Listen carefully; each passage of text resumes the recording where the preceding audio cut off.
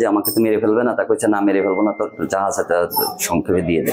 তখন আমি এই দরজা খুলে দিতে বাধ্য হয়ে দেওয়ার পরে আমার বউকে অ্যাটাক করে। আমার বাড়ি হঠাৎ করে একদল দুর্বৃত্ত ঢুকে আমার কাছে অনেক সময় চাঁদা দাবি করে, আমি সেটা দিতে রাজি হই নাই। হঠাৎ করে আমি বাড়ি বসে আছি, এর ভিতর আমার ফ্যামিলি নিয়ে সময় দিচ্ছে, এর ভিতর আমার দরজা আটকানো রয়েছে। সে একদল দুর্বৃত্ত এসে আমার দরজা ওই পাশে জানলা ভেঙে আমার কাছে বন্দুক তাক করে। তখন আমি ভয়ে দরজা খুলে দিতে কাকতি করি ওদের কাছে যে আমাকে তো মেরে ফেলবে না, তা কইছে না মেরে ফেলবো না, তোর জাহাজ এটা সংক্ষেপে দিয়ে দে।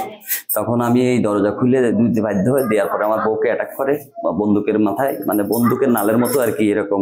তখন আমার আতঙ্কিত হয়ে পাশের রুমে চলে যায়। আর আমার ঘরে থাকা 2 লাখ সামথিং কিছু টাকা ছিলেন, এখন কত কি ছিল আমার এটা জানা নাই।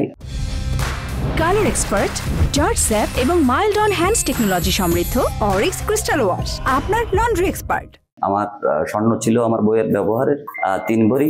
এই স্বর্ণ লুটপাট করে নিয়ে যায়। আমার যাওয়ার সময় আমার গাড়িটা নেওয়ার চেষ্টা করে, গাড়িটা লক খুলতে না পারে, গাড়িটা জ্বালায় দিয়ে চলে যায়। আমার আনুমানিক 3 ভরি স্বর্ণের দাম আছে প্রায় 10 লাখ।